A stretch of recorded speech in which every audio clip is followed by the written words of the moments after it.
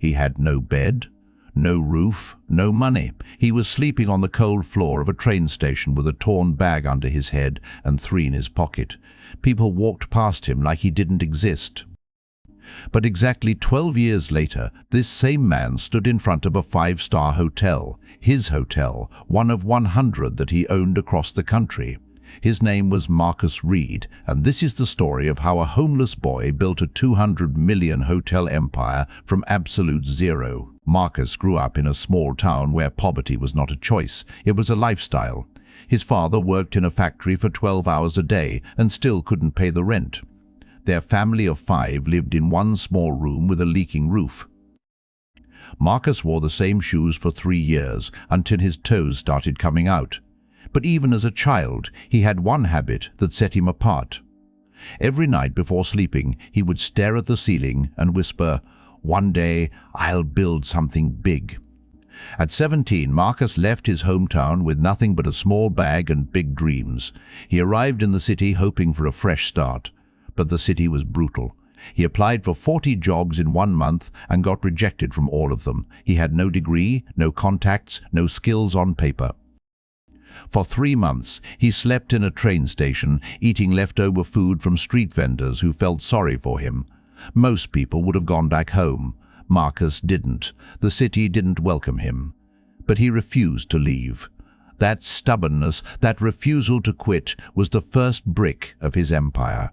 His first real job was as a cleaner in a small hotel. He mopped floors, cleaned toilets, carried luggage, work that most people would be ashamed of. But Marcus was different. While cleaning rooms, he studied them. He noticed how the lighting was placed, how the bed was made, how guests reacted when service was fast. He started asking his manager questions nobody else asked. Why do we use this supplier? Why is checkout at 11 and not 12? His manager was annoyed. But the hotel owner, Mr. Reed, David Chen, was watching.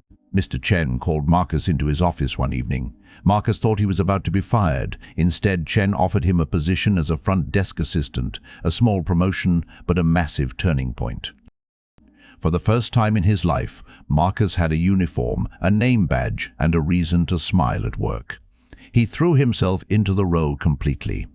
Within 6 months, guest satisfaction scores at that hotel hit an all-time high, and Marcus was the reason why. He remembered guest names, their preferences, their birthdays. He made every guest feel like they were the most important person in the building. But Marcus wasn't satisfied with just working at someone else's dream. At night, after 10-hour shifts, he would sit in his tiny rented room and study. Business books, hotel management, finance. He saved every dollar he could. He ate simple food, wore the same clothes, skipped every luxury. For 5 years he lived like a monk. His friends laughed at him. "You're wasting your youth," they said. Marcus just smiled and kept saving. By age 26, he had saved $18,000, not enough to buy a hotel, but enough to start.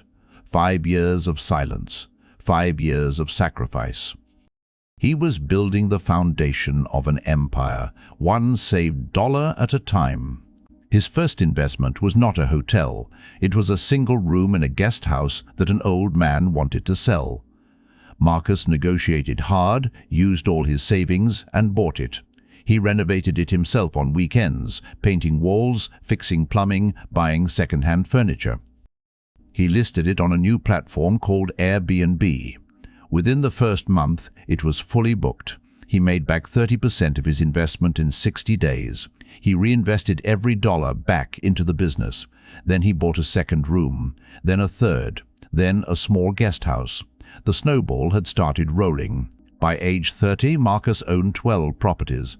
By 33, he had his first actual hotel, a small 20-room boutique hotel in the city where he once slept on the floor.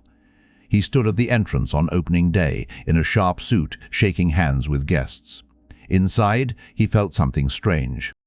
He walked to the corner of the lobby, sat down on the floor for just a moment, the same way he used to sleep on the train station floor, and whispered, "Look how far we've come." His staff thought he was strange. He was just grateful. The next decade was about scale. Marcus built a team, created systems, and expanded into new cities. He made mistakes, a bad investment here, a failed partnership there.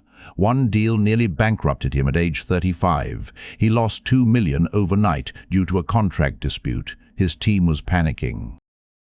Marcus called a meeting, looked at everyone, and said calmly, "This is not the end. This is tuition." He restructured, renegotiated, and within 18 months he had recovered everything and then doubled it. Failure, for Marcus, was never the opposite of success. It was part of the process. He lost $2 million and called it tuition.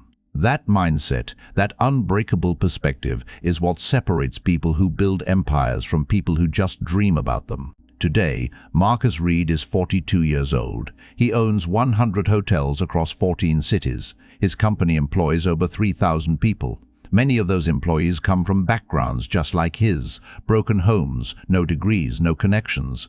He built a training program specifically for people society gave up on. He says his greatest achievement is not the $200 million valuation. It's the moment a young employee walks into work and says, "This job changed my life," because he knows exactly what that feels like. Marcus Reed started with $3, a torn bag, and a cold floor. He didn't have the right family, the right education, or the right connections. What he had was something nobody could take away: a decision. A decision to not accept the life he was given and to build the life he imagined. His story is not special because he was born lucky. It's special because he wasn't, and he won anyway. And if you're watching this right now, feeling stuck, feeling behind, feeling like your start was too broken to recover from, let Marcus remind you, the floor you're sleeping on today could be the foundation of your empire tomorrow. If stories like this inspire you, stories of real struggle, real sacrifice, and real success, then you're in the right place. Subscribe to Zero to Empire, because we tell the stories that remind you no start is too small and no dream is too big.